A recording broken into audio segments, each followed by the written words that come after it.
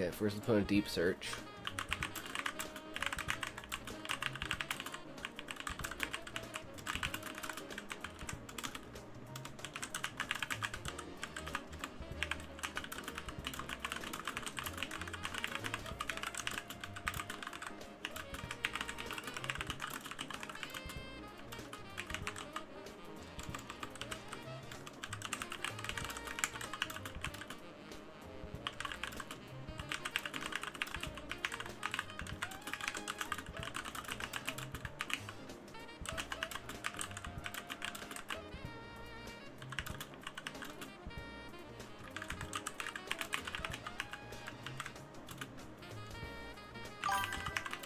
I don't think anything changes, just like when the mass shootings happened. It'll just turn into both sides getting into another shouting match. Yep.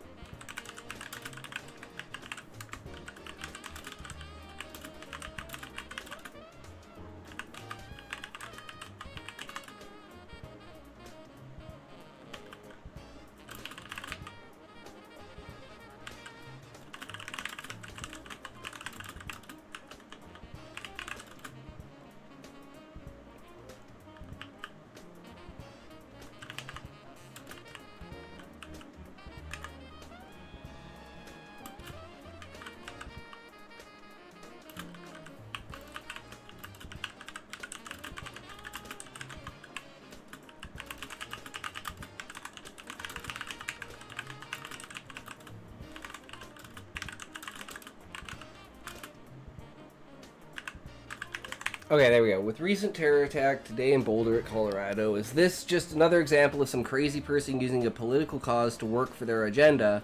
Could this be a false flag to make the conflict worse, based on the climate of public perception outside the extremists who are either for or who are for either Palestine or Israel? Does this show how far people have lost it? And did online discourse play any role in this event?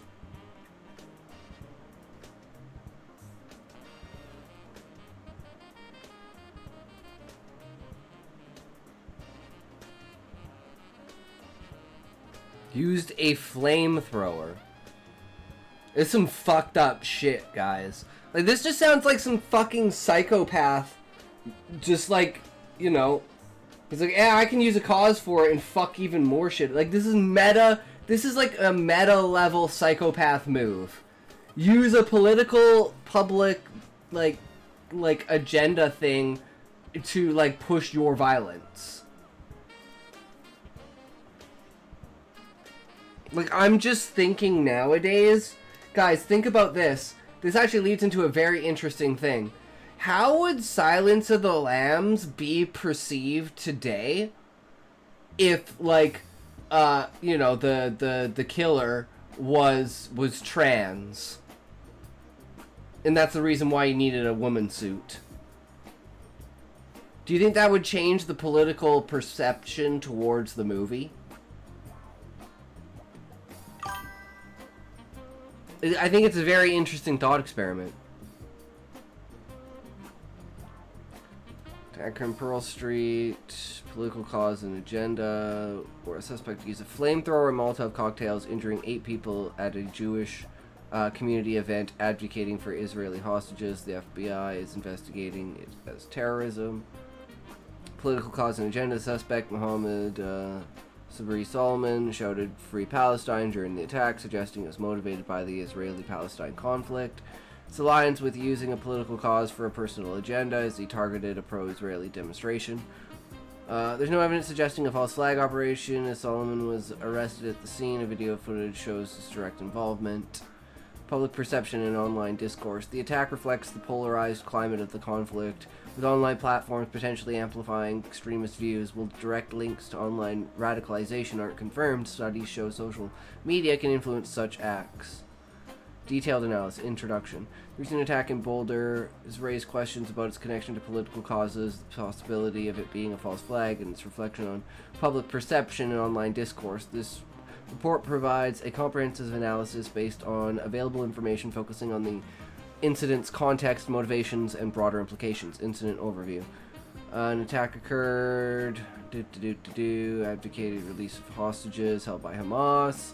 Suspect, 45-year-old Egyptian national, allegedly used a makeshift flamethrower.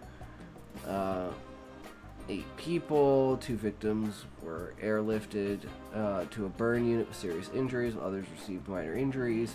The FBI classified the incident as a targeted act of violence. Video footage shows someone shirtless and holding bottles of liquid shouting "Free Palestine" and "End Zionists" as he attacks the crowd. With witnesses rushing to assist victims, he was arrested at the scene. Connection to political cause and agenda. Attack targeted a pro-Israel demonstration, specifically a rally commemorating Israeli hostages, indicating a clear connection to the Israeli-Palestine conflict. Solomon's actions and statements such as shouting "Free Palestine" and "End Zionists" suggest he was motivated by ideological reasons tied to this conflict. This aligns with the notion of using a political cause to further a personal agenda, as he targeted a group associated with one side of the conflict. Reports indicate he attacked participants of Run for Their Lives event, which organizes walks to raise awareness for hostages, reinforcing the political nature of his actions. That's a nice pun, Run for Their Lives. False flag analysis. Concept of a false flag operation involves staging an attack to blame another party, often to manipulate public opinion or justify actions.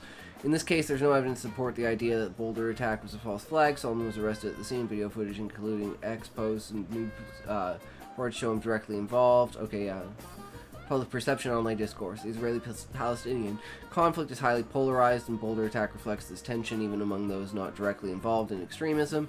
Public perception, particularly outside the extremists, shows divide with varying degrees of sympathy for each side. The attacks targeting of a Jewish community event suggests how deeply entrenched the conflict has become in public consciousness, potentially leading to violent acts.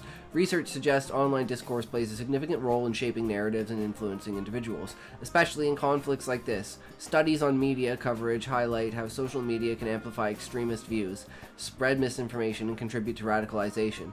For example, analyses of Western media coverage show biased framing that can influence public opinion, potentially reinforcing polarized views.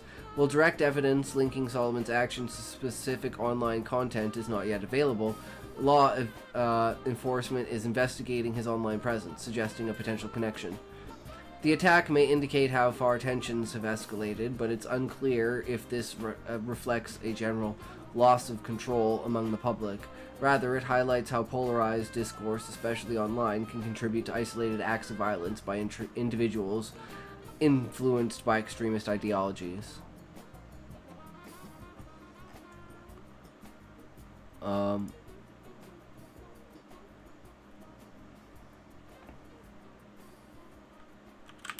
Of all the attacks noted that relate to the Palestine-Israel conflict, how many attackers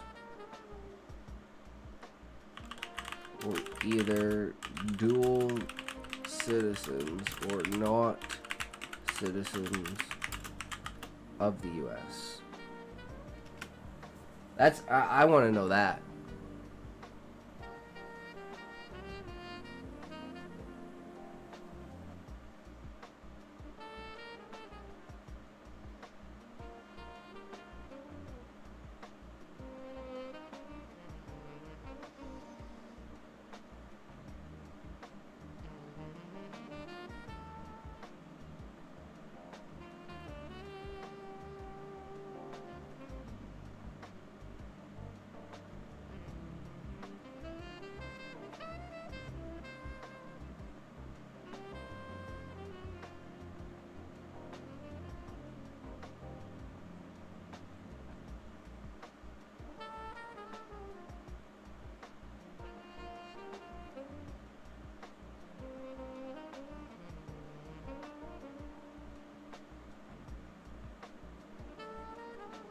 Damn, I didn't know there were so many events. What the fuck? This is going all the way back to 2014? I mean, I guess the Israel thing has been a thing for, like, forever.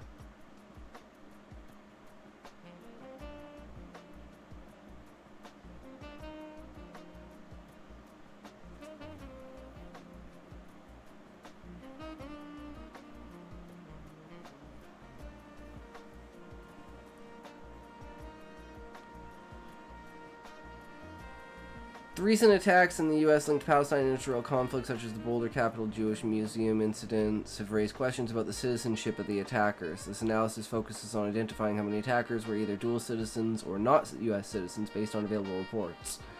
From the incidents identified, the Boulder attack involved an Egyptian national who overstayed his visa. Well, what do you know?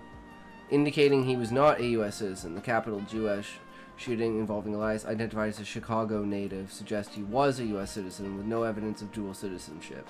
Okay, so we just have a 1-for-1. Other potential incidents, like 2019 Jersey shooting, were motivated by general anti-Semitism rather than specific conflicts, so they're excluded. Given the data, it appears there is one attacker who is not a citizen, clear evidence of dual citizenship among the attackers.